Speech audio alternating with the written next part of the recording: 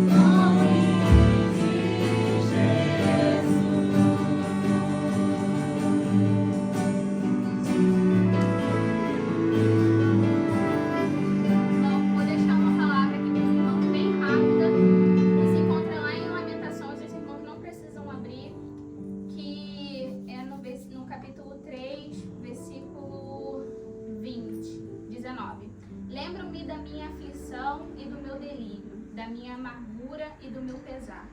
Lembro-me bem disso tudo, e a minha alma desfalece dentro de mim. Todavia, lembro-me também do que pode me dar esperança.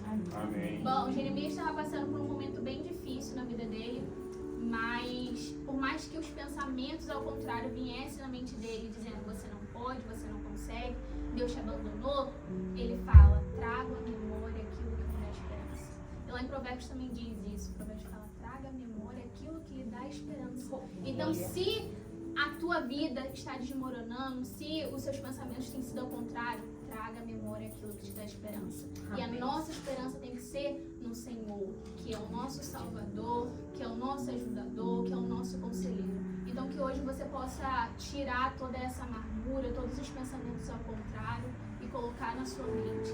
Traga a esperança aqui, traga à memória aquilo que me dá esperança. Amém.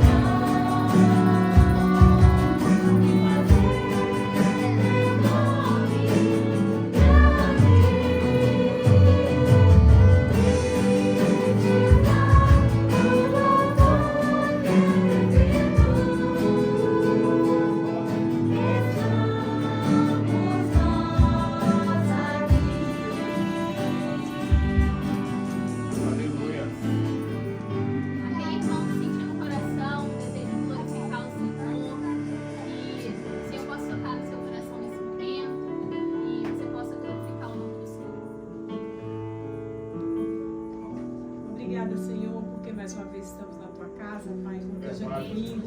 domingo de Páscoa, Senhor, o Senhor ressuscitou o terceiro dia. Aleluia. Glórias a Deus. Por isso eu te louvo, Senhor, e te agradeço, Senhor, pela vida de cada um que está aqui. Amém.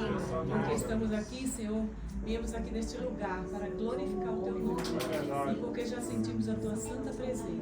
Aleluia. Por isso eu te sou grata e por isso eu te louvo, em nome de Jesus. Amém. Glória a Deus.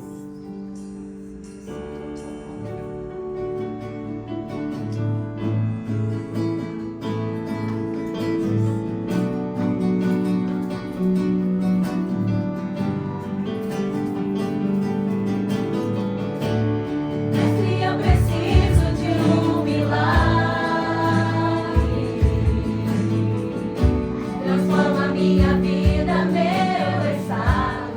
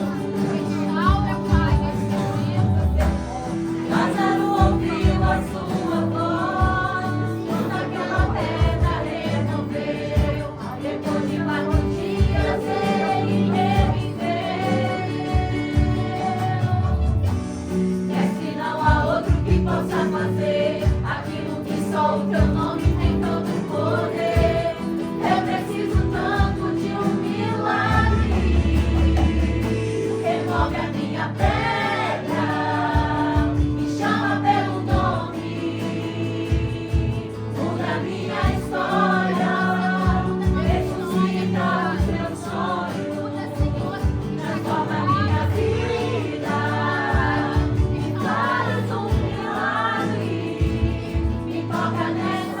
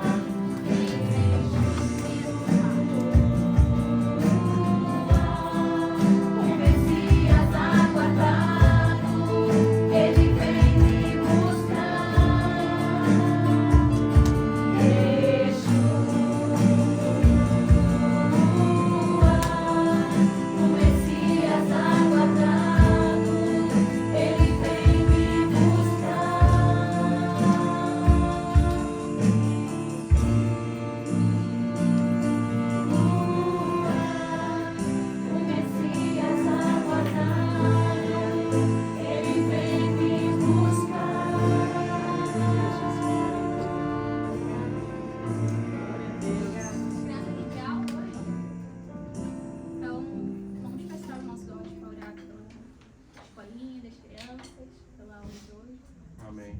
Senhor, nesse momento, Pai, nos colocamos, meu Pai, a vida das crianças, meu Pai, no teu altar. Pedindo, Senhor, que o Senhor venha abençoar, meu Pai, essa aula, para que eles possam, meu Pai, compreender, para que eles possam, meu Pai, conhecer, meu Pai, mais de Ti. Que o Senhor venha ministrar, meu Pai, no coração deles nesse momento. Que o Senhor venha abençoar também, meu Pai, a professora que irá levar a Tua palavra, dando, meu Pai, sabedoria, paciência, discernimento, meu Pai, para que ela venha saber, meu Pai, lidar, para que ela venha falar, meu Pai, da Tua palavra para os Teus pequeninos, ensinando eles, meu Pai, o caminho da verdade, para que eles não venham se desviar, Senhor. Abençoa, meu Pai, a vida deles nesse momento. Nós oramos em nome de Jesus. Amém. Amém.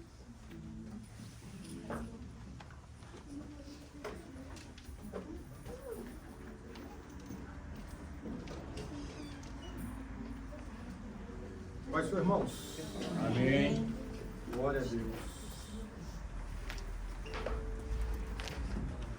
Deixa eu só colocar o aparato aqui. Hoje tá chique, né? Microfone lapela. Chique, irmão. Glória a Deus. Amém, irmãos? Bom, o nosso texto hoje, que nós vamos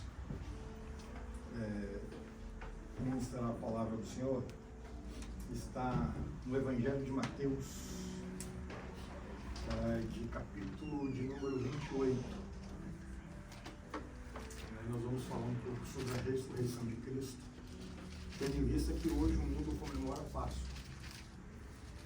Nós vamos nos aprofundar um pouco nesse aspecto, para a gente entender realmente o que é isso. Amém? Vou ler para os irmãos. Está em Mateus, capítulo 28. Os irmãos acharam? Amém. Isso, a partir do versículo 1. Tá bom? E no fim do sábado, quando já despontava o primeiro dia da semana, Maria Madalena e outra Maria foram ver o sepulcro. E eis que houvera um grande terremoto, porque o anjo do Senhor, descendo do céu, chegou removendo a pedra e se assentou sobre ela. E o seu aspecto era como um relâmpago, e o seu vestido branco como a neve. E os guardas, com medo dele, ficaram muito assombrados e como mortos. Mas o anjo, respondendo, disse às mulheres: não tenhais medo, pois eu sei que buscais Jesus, que foi crucificado. Ele não está aqui, porque já ressuscitou, glória a Deus, como havia dito. Vinde, vede o lugar onde o Senhor jazia. E depois, imediatamente, dizei aos seus discípulos que já ressuscitou dos mortos. E eis que ele vai diante de vós para a Galiléia. Ali o vereis. Eis que eu vou tenho dito. E saindo elas pressurosamente do sepulcro, com temor e grande alegria, correram a anunciá-lo aos seus discípulos. E indo elas, eis que Jesus lhes sai ao encontro, dizendo: eu vos saldo. E elas, chegando, abraçaram os seus pés e o adoraram. Amém. Então Jesus disse: não temais. Ide dizer aos meus irmãos que vão a Galiléia e lá me verão. Aleluia. Só Deus, nós oramos a Ti nesta noite. Pedimos para que a Tua palavra, que ela é poderosa, viva e eficaz, que ela possa entrar, penetrar nos nossos corações. Que o Senhor possa abrir, ó Deus, o nosso entendimento, a sabedoria que vem dos céus. Que possamos ministrar a Tua palavra com ousadia, dentro daquilo que é a vontade do Teu Espírito Santo. Nos abençoa nesta noite, para que possamos amar mais ao Senhor, para que possamos, Senhor Deus, valorizar cada vez mais o Teu sacrifício por nós. Nós oramos em nome de Jesus. Amém. Os irmãos podem se sentar. Quando eu cheguei aqui no culto, os irmãos chegaram, eu estava ali no carro, estava lendo a palavra aqui. Eu cheguei aqui cumprimentar a irmã Cláudia, até falei para ela assim, Cláudia, desculpa, eu passei por você só, nem te vi. Pai do Senhor, porque eu sou dislexo. E eu realmente sou dislexo. Eu tenho um TDAH um pouco elevado. Mas é natural do homem ele também se esquecer. Eu, como já tenho esse problema agravado, eu esqueço mesmo. Os irmãos me perdoem, mas eu esqueço mesmo. Mas é natural, como eu disse, o ser humano ele esquecer de algumas coisas. Por exemplo, eu fui criado com 2 irmãs. E de vez em quando eu estou um pouco chateado com a minha filha, eu vou chamar a atenção dela, em vez de eu chamar o nome dela de Melissa, eu chamo o nome da Fabrícia, que é a minha irmã mais nova. Não sei se os irmãos ou os pais aqui já fizeram isso. Aqueles que foram criados com outros irmãos, né? É natural esquecer. Quem é que nunca esqueceu a chave de um carro? Não vou nem falar para a Michele. Quem é que nunca esqueceu alguma coisa? A mulher foi arrumar o armário e o marido perguntou, cadê meu cinto? Ela falou assim, seu cinto nem sei onde está. Mas você que arrumou ontem. Não sei. É natural do homem esquecer.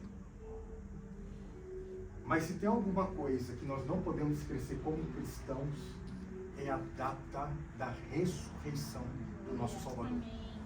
Isso, o crente, o fiel, o santo, o salvo, ele jamais pode se esquecer do dia em que Jesus se entregou ao madeiro e ressuscitou o 3º dia.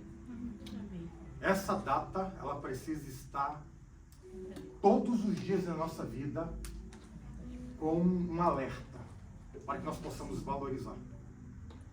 E como disse os irmãos, hoje é um dia que o mundo comemora a Páscoa. E o mundo comemora da sua maneira. Com festas, churrascos, ovos de Páscoa. Eles comemoram dessa forma. Mas nós, como temos o entendimento, e vamos aprofundar hoje o nosso entendimento, daquilo que foi a morte e ressurreição de Jesus, nós entendemos que a nossa comemoração é diferente.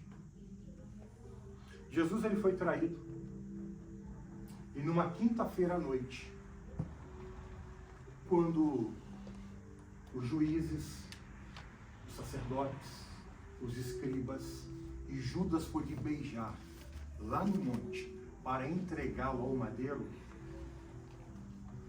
ali começou toda a trajetória daquilo que já estava estabelecido desde os séculos dos séculos. Daquilo que seria o momento mais importante da história da humanidade. Jesus, então, ele é traído naquela noite de quinta-feira, ele é levado até o Sinédrio, ali ele é julgado injustamente por juízes corruptos, por escribas, sacerdotes, que colocaram falsa testemunha sobre ele, e injustamente, ele é levado então para Pôncio Pilatos. E os judeus que eram da sua nacionalidade, da sua descendência, que eram o seu povo, eles chegam diante ao presidente, que ali era Pôncio Pilatos, e chega para Pilatos e fala assim, Pilatos, eis aqui um criminoso, o homem digno de ser morto, porque ele tem afrontado, ele tem feito calúnias, ele tem falado que César não é rei, inventaram um monte de mentira. Pilatos então observa aquele homem Jesus, chega diante dele, começa a fazer algumas perguntas, ele chega a uma conclusão, olha, este homem aqui, isso é inocente. Vocês judeus estão falando que esse homem aqui, ele é corrupto, que ele é criminoso, nada vejo que seja necessário uma morte de cruz. Se vocês quiserem, posso dar um açoite e soltá-lo, porque esse é inocente. Mas o povo clamava cada vez mais, crucifica-o, crucifica-o, crucifica-o. A ponto de levar para Herodes. Herodes vê que Jesus também não tinha nada de especial para ele naquele momento, até porque ele queria ter um encontro com Jesus, Herodes, quando Jesus chega diante de Herodes, a palavra de Deus fala que Herodes estava afoito, entusiasmado para saber quem era aquele Jesus, que a notícia, que a publicidade, que o marketing, que o povo dizia que era um homem que curava, salvava, libertava, ressuscitava mortos. E quando Jesus fica calado, ele fala, não, esse não é o Jesus que eu esperava. Devolva lá para Pilatos. E aí Pilatos, mediante aquilo que o povo queria, ele pede para trazer uma talha com água e fala, vocês querem que solte em Jesus ou o assassino? A palavra dá o adjetivo de Barrabás como assassino ou assassino, Barrabás. E o povo, obviamente, enfurecido, diz a Pilatos, solte-nos Barrabás e crucifica Cristo. E o crime de Jesus está relatado em todos os evangelhos. Sabe qual foi o crime dele? Ressuscitar Lázaro de 4 dias. Ressuscitar o filho da viúva de Naim. Fazer coxos andarem. Cegos voltarem a ter visões. Leprosos serem purificados. Casas e famílias serem restaurados. Mentirosos voltarem a pregar a palavra. Prostitutas se converterem ao Evangelho de Jesus Cristo. O homem que só fez bem à humanidade. O homem que não havia nele pecado algum, dolo algum, nada que pudesse incriminá-lo como um assassino ou como um bandido. Mas começou então, naquela sexta-feira, a via dolorosa de Jesus. A palavra de Deus fala que despiram Jesus. Para um homem, a nudez é uma das grandes vergonhas que ele pode passar. Se para nós, há 2000 anos atrás, homens decentes como nós somos, mulheres decentes como vocês são, nós temos o corpo desnudo como criminoso é uma vergonha. Imagine numa época onde os homens eles eram extremamente conservadores. Então eles pegam Jesus, eles rasgam as vestes de Jesus, amarram as suas mãos no tronco no centro e começam a lhe dar chicotadas. E os irmãos sabem da história. Os irmãos sabem muito bem da história. Os chicotes cortavam as suas costas, a pele se abria. Jesus, ele foi colocado num ambiente onde os romanos faziam os seus jogos, e ali começavam a bofetear Jesus, socar Jesus, cuspir Jesus, colocar uma coroa de espinho em Jesus. Alguns estudiosos dizem que os espinhos eram tão profundos, tão grandes, que cortavam, atingiam o seu nervo dentro do cérebro, isso causava uma dor terrível. Colocaram-lhe uma cana na mão, tomavam-lhe a cana na mão e metiam a cana na sua cabeça. Jesus ele foi desconfigurado. Jesus ele foi esmagado. Ele teve o seu rosto desfigurado. Irreconhecível Jesus ficou. Bateram, espancaram, xingaram, humilharam. E depois ele, sem força, isso na sexta-feira, antes das 9 horas da manhã, botaram ele numa cruz entre mais ou menos de 50 a 80 quilos. É bem certo que a distância onde ele estava até o Monte das Caveiras, era em torno de 600 a 700 metros. Mas já não comia, já estava de jejum. Lembra que na quinta-feira, antes de ele ser traído, ele estava com os seus discípulos comemorando a Páscoa, ceando. Ele fica sem comer na sexta. Na quinta, ele vai jejuar. Na sexta de manhã, às 9 horas da manhã, ele é colocado crucificado. Os pregos vararam sua mão, os pregos vararam seus pés, e aí ele ficou das 9 até as 3 horas da tarde, pregado no madeiro, sendo humilhado, ouvindo calúnias, difamação, zombando dele, dos seus discípulos, zombando do seu pai. Ele passou toda a humilhação que eu e você deveríamos ter passado.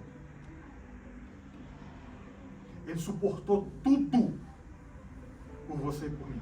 Uma noite antes, na quinta-feira, a palavra de Deus fala que quando ele foi ao monte orar, no Getsemane, a pressão psicológica, o tormento na sua mente, a angústia na sua alma era tão grande, tão forte, que quando ele orava, ele suava sangue.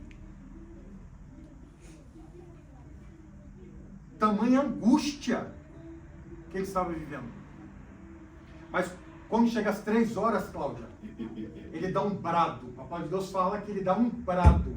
Ele diz, tetelestai, tetelestai, está consumado. E ali ele entrega o Espírito, o seu Espírito ao Pai.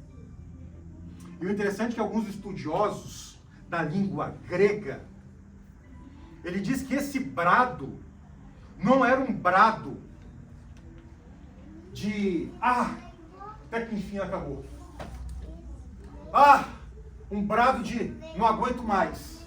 Não, no contexto grego, a palavra tetelestai, ela era utilizada em 3 grandes momentos. Primeiro momento, quando o filho recebia a ordem de um pai para fazer um serviço e o filho falava, pai, terminei. E o filho dizia para o pai, pai, tetelestai, terminei o trabalho.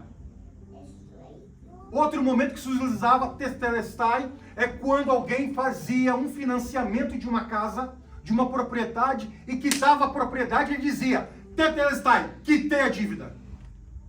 E o terceiro momento que se utilizava é quando você, diante das autoridades, recebia a assinatura de que você agora poderia usufruir e ter direito da sua propriedade.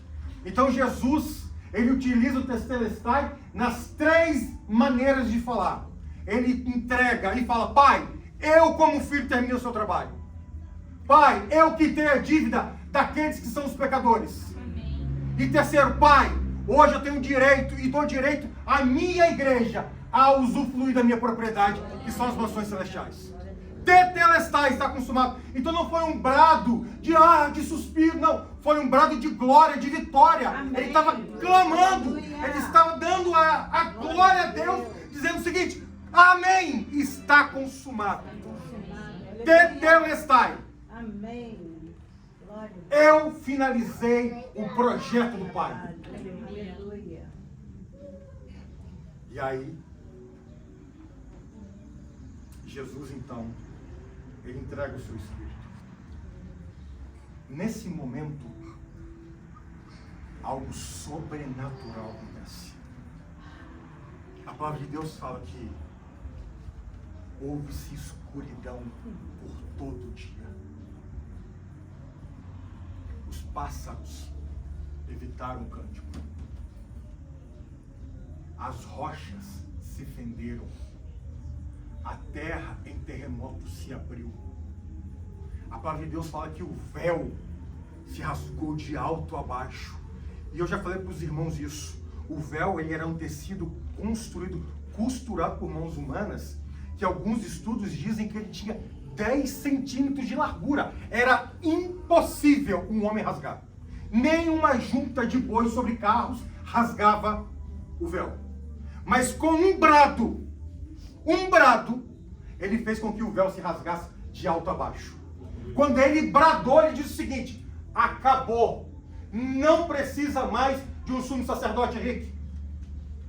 Eu estou iniciando agora o Novo Testamento. Aleluia. Eu estou iniciando agora uma nova fase, uma nova etapa na vida dos santos, onde eles terão acesso ao Pai direto.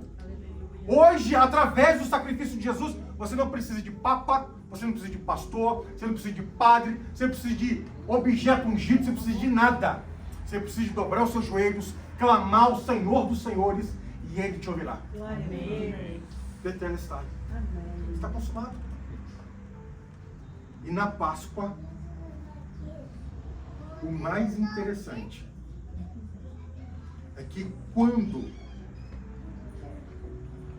Jesus ele é levado para o sepulcro de José de Arimateia, que era um senador, Na sexta-feira à tarde, ele passa ao sábado, que era o sábado de Páscoa, onde o povo comemorava, os judeus dançavam, tomavam seus vinhos, comiam, se alegravam. Neste sábado, que era um dia de alegria para todos os judeus, havia alguns que não estavam comemorando. Havia alguns que estavam chorando, se entristecendo pela morte do seu Senhor. Então, no sábado, quando o povo, a multidão, cantava e louvava, havia alguns que estavam em profunda tristeza pela morte de Jesus. E quando chega no domingo de manhã, antes que o sol nascesse, alguns evangelhos, eu não vou entrar nessa questão aqui agora, mas alguns evangelhos, e os 3 estão certos, os 4 estão certos, na verdade. Uns dizem que era Maria, outros que eram algumas mulheres, outros Maria Madalena e Salomé, mas enfim. Acontece que no domingo de manhã, aquelas mulheres estavam tão ansiosas para cuidar do corpo do seu Salvador, que elas um dia antes compraram suas especiarias, porque era o costume dos judeus embalsamar os corpos. Porque lembrem que ali era um túmulo, não era uma cova. Um túmulo é um lugar que é feito numa rocha, e o corpo do defunto, ele entra dentro daquela rocha, fecha-se aquela rocha, e ali então é feito o processo da morte. Né? Começa a ter a putrefação, né? O corpo começa a se corromper, o mau cheiro, lembra de Lázaro? O mau cheiro, então a pedra era fechada. Mas os judeus, eles faziam um processo de embalsamento do corpo justamente para evitar esse mau cheiro, para ter um cuidado. Lembra que o corpo de Jesus estava esmagado, destruído, irreconhecível, as costas toda rasgada, um furo profundo na costela, onde o soldado deu, a cabeça desfigurada. Mas essas mulheres não poderiam ir no sábado, porque os judeus não podiam trabalhar no sábado, não podiam fazer nada no sábado. Então, ansiosamente, elas esperam passar o sábado, e no domingo de manhã, vamos lá cuidar do nosso Senhor, antes que o sol nascesse. E no meio do caminho, elas andando, elas estavam preocupadas. Nós estamos levando aqui a mirra, nós estamos levando aqui toda a especiaria, mas quem vai abrir a pedra para nós? Quem vai remover a pedra para nós? Para que possamos cuidar do nosso Salvador, daquele que se entregou por nós. Como é que nós vamos cuidar? Como é que a pedra... E quando elas chegam lá no jardim, porque os irmãos precisam entender que onde Jesus foi sepultado era do senador José de Arimateia. E ali havia um jardim. Ou seja, era um homem importante, um senador, discípulo oculto de Jesus. Então José de Arimateia tinha preparado todo o seu túmulo para ele, novo, nunca usado, num jardim muito bonito. E quando elas chegam naquele jardim, elas ficam atemorizadas. Elas olham porque a pedra era uma pedra que, para ser colocada ali, precisava de pelo menos 4 homens. E quando elas olham aquela pedra que estava removida, de repente aparece sobre elas um ser extraordinário, a qual relata que ele tinha um aspecto de relâmpago. Os vestidos que ele usavam eram branca como a lã. E ela pergunta: onde está o meu Senhor, o meu Salvador? E aquele ser majestoso estava sentado em cima da pedra e o sepulcro estava aberto. Aleluia. Em algumas traduções, Marcos diz o seguinte: aquele ser pergunta: por que procurais aquele que vive entre os mortos? Aquele ser estava afirmando: eis que ressuscitou o nosso Senhor e Salvador. E quando elas chegam ali, no sepulcro, e vê o sepulcro vazio, Rick, o lenço dobrado e os lençóis jogados no chão, elas começam a se alegrar. Elas começam a se alegrar e elas lembram daquilo que Jesus falou, que ele iria ressuscitar no 3º dia. E o anjo chega para ela e fala assim: ó, corre, anuncia, vai para os seus irmãos, diga essa notícia. Que notícia é essa?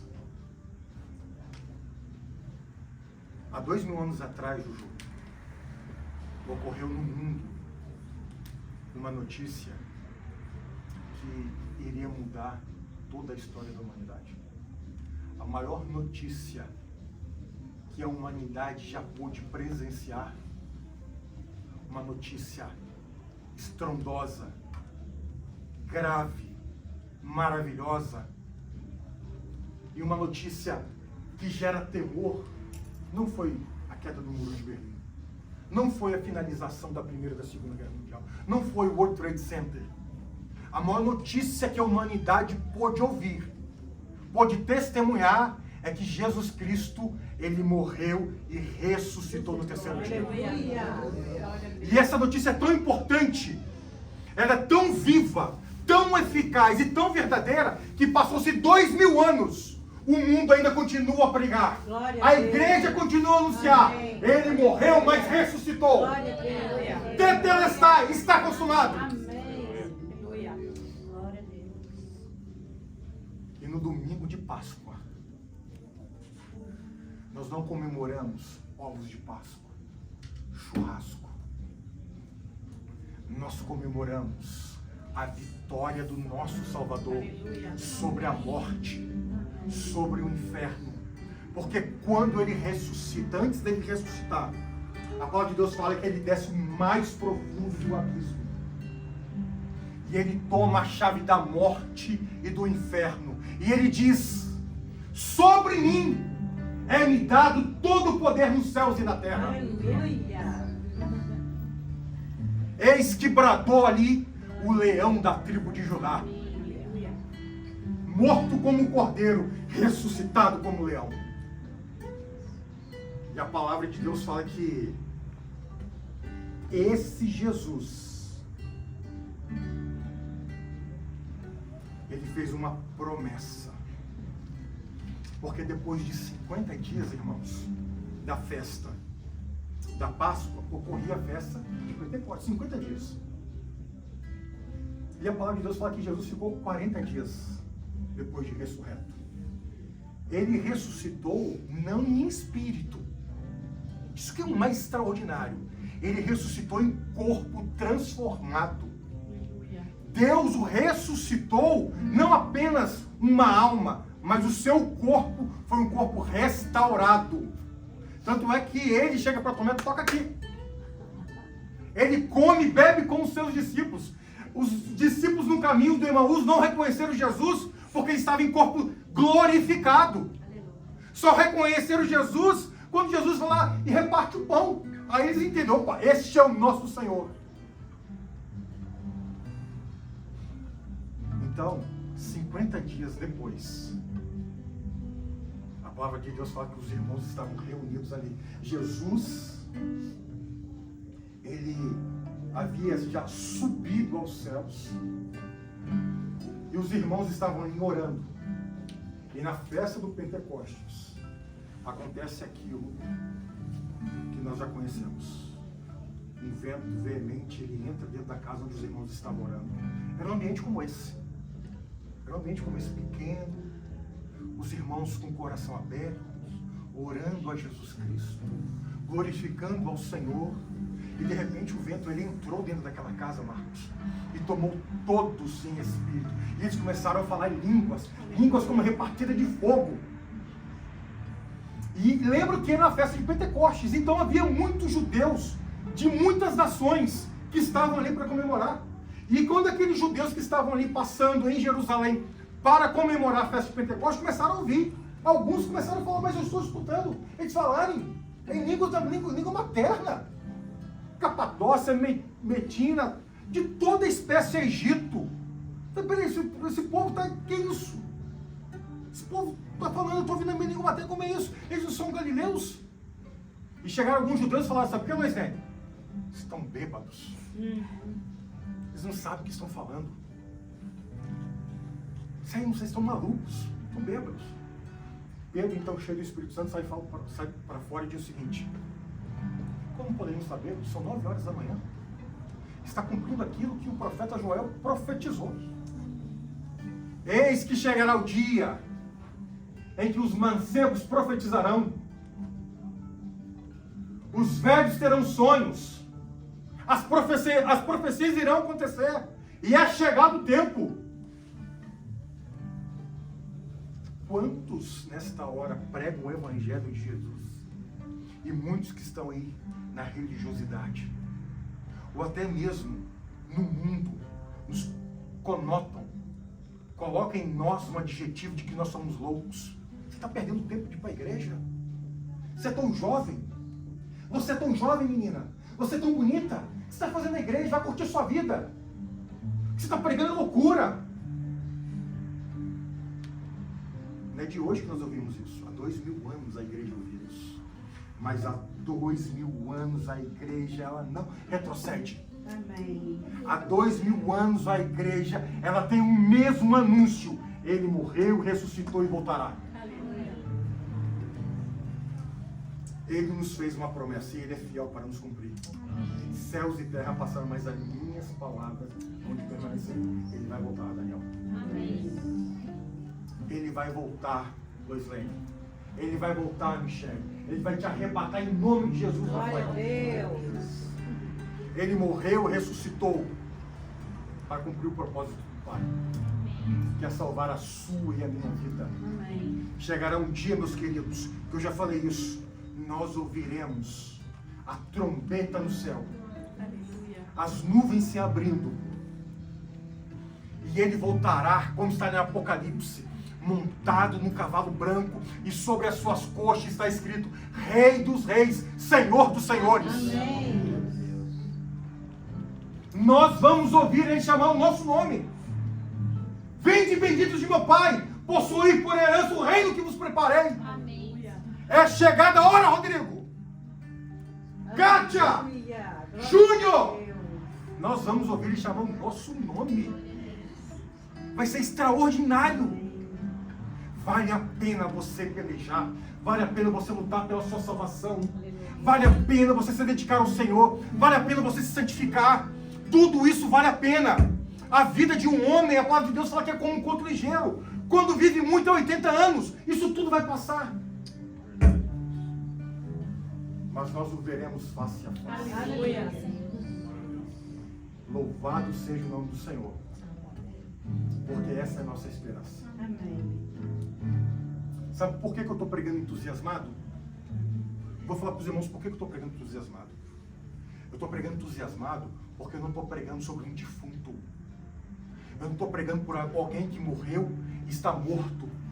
Alguém que foi esquecido pela história. Não, eu estou pregando aquele que morreu, ressuscitou, é digno de toda honra e toda glória e vive para todo sempre, e ele está no meio de nós. Amém. Então a minha empolgação, Marcos, é porque eu prego a respeito de um Jesus vivo, Aleluia. não morto, Amém. não que ficou pregado no madeiro. Aleluia.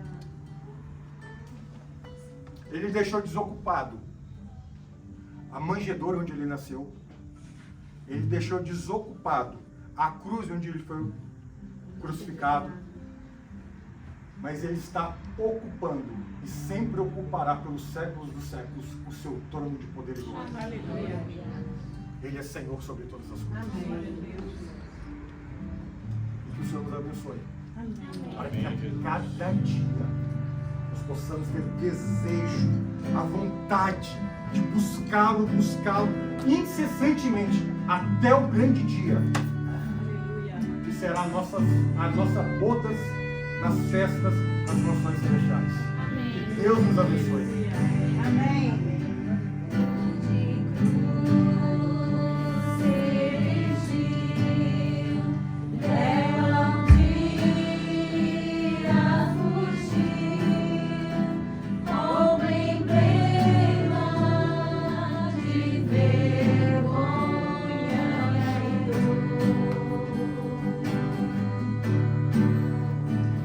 Mas eu amo essa cruz.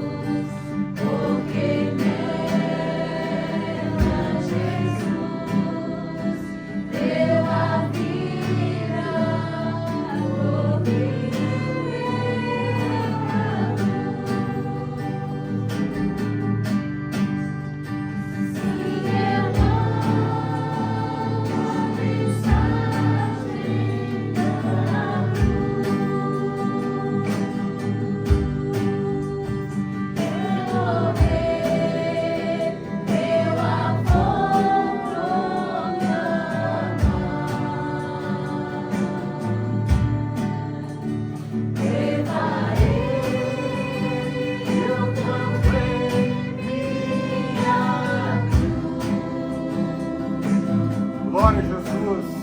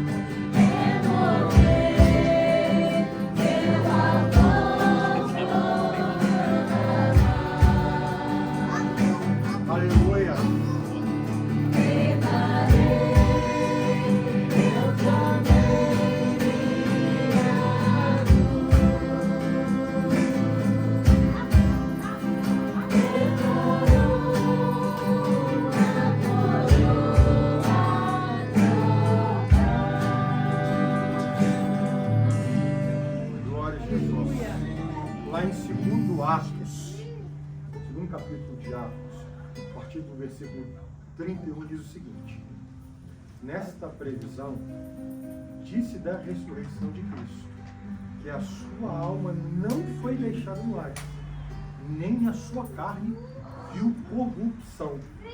Deus ressuscitou a esse Jesus, do que todos nós somos testemunhas, de sorte que, exaltado pela destra de Deus e tendo recebido do Pai a promessa do Espírito Santo, derramou isto que vos agora vedes e ouvis. Louvado seja o nome do Senhor. A ressurreição de Jesus não é uma construção teológica, não é uma ciência criada pelo homem de um estudo. É um fato que as Escrituras nos testificam do começo ao fim dela.